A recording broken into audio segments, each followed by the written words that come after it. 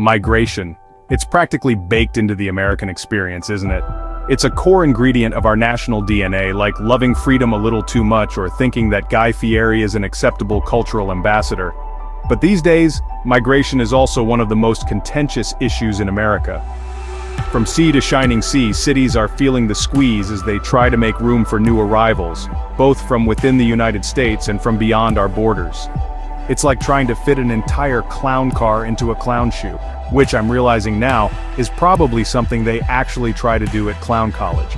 Let's dive into the challenges and opportunities that migration presents for these cities, and how those challenges are, in many ways, a reflection of America's own complicated relationship with the very idea of immigration. Finally, we arrive at El Paso, a city right on the US-Mexico border that's at the center of the immigration crisis. El Paso, Texas. A city practically synonymous with the border itself, and right now, it's ground zero in America's ongoing struggle to figure out what to do about immigration. Because let me tell you, El Paso is being stretched to its absolute limit. Shelters are overflowing, local services are running on fumes, and the city is facing a humanitarian challenge with no easy answers. The situation in El Paso is a stark reminder that this isn't just about numbers on a spreadsheet, it's about real people. Families fleeing violence, seeking asylum, hoping for a shot at a better life. And it's a situation that lays bare the deep divisions in our country. Because while some see desperate migrants in need of compassion and support, others see a threat, a drain on resources, a challenge to our way of life. The people of El Paso deserve better. The migrants arriving at our borders deserve better. And frankly, America deserves better than the broken system we have right now.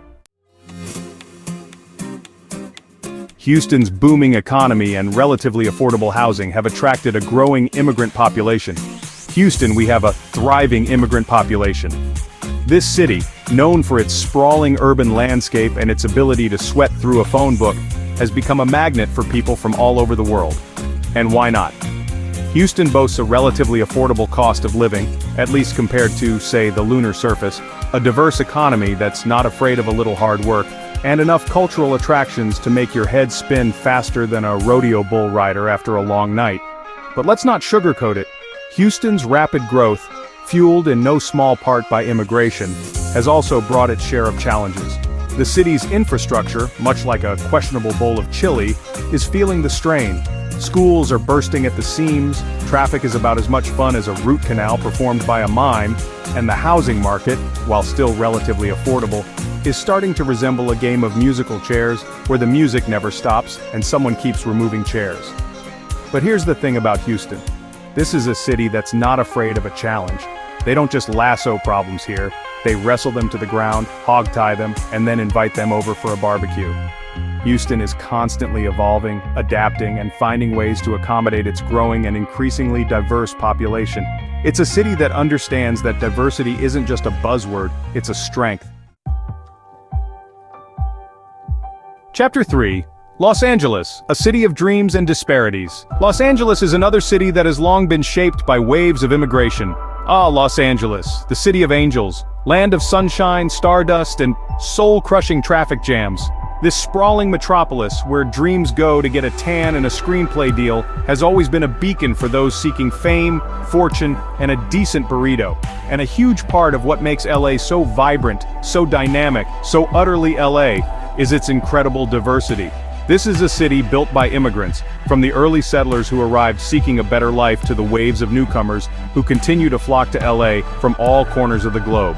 But let's be real, folks. Louisiana is also a city of stark contrasts. For every Hollywood mansion perched atop a hill, there's a struggling family crammed into a too-small apartment, wondering if they'll ever be able to afford the rent.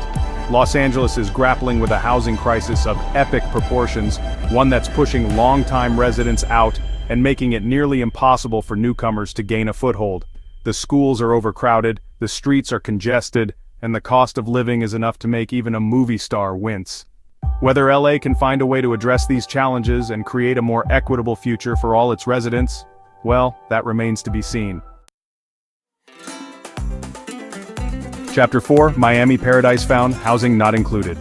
Next is Miami, closely tied to Latin America with a large population from Cuba, Venezuela, and Haiti. Miami, the Magic City.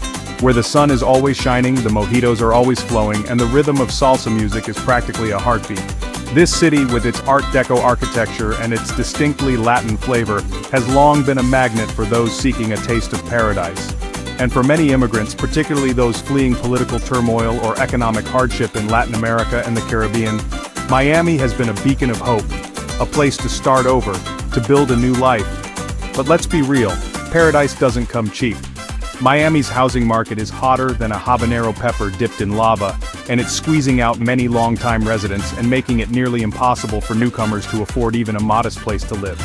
The influx of new arrivals, while enriching the city's cultural tapestry and fueling its economic engine, has also put a strain on Miami's infrastructure and social services. But here's the thing about Miami. This is a city that knows how to hustle. Miami is a city that's constantly evolving, reinventing itself, finding new ways to accommodate its growing and increasingly diverse population. Chapter 5. New York City, the price of being a global hub. Starting with New York City, America's most populous and diverse city. With 37% of its population born outside the US, New York thrives on its melting pot identity. New York City, the Big Apple, the city that never sleeps, probably because it's too busy hailing a cab or trying to find an affordable apartment. This concrete jungle, where dreams are made of, well, slightly less expensive concrete, has always been a magnet for those seeking fame, fortune, and a bagel that doesn't taste like a stale donut. And a huge part of what makes New York so iconic, so electrifying, so utterly New York, is its unparalleled diversity. This is a city built by immigrants, a mosaic of cultures, languages, and cuisines, all crammed together on a tiny island, and somehow managing to coexist without driving each other completely bonkers. But let's be real, folks, New York is also a city of extremes. It's a place where you can find a $10,000 a month penthouse apartment, and a rat the size of a small dog sharing the same sidewalk. The influx of newcomers, drawn by the promise of opportunity and the city's legendary energy, has fueled New York's economic engine and enriched its cultural tapestry. But it's also put immense pressure on the city's already strained infrastructure, housing market, and social services. Finding an affordable apartment in New York is about as easy as hailing a cab in a snowstorm during rush hour on New Year's Eve. Chapter 6. A defining challenge. These cities, each grappling with the impacts of migration in their own way, represent a microcosm of the broader challenges and opportunities facing America today. While migration brings with it the promise of diversity, innovation, and economic growth, it also presents us with some hard truths about our own values, our priorities, and our willingness to create a more just and equitable society for all. How we choose to respond to these challenges will determine not only the future of these cities, but the future of our nation as a whole. Will we choose to build walls or bridges, to embrace fear or compassion, to retreat into isolationism, or to embrace our role as a global citizen? If you found this video even remotely informative, don't forget to like, comment, and subscribe to Diaries. And while you're at it, head down to the comment section and let us know your thoughts on the migration issue. Just try to keep it civil, folks. We're all in this together, whether we like it or not.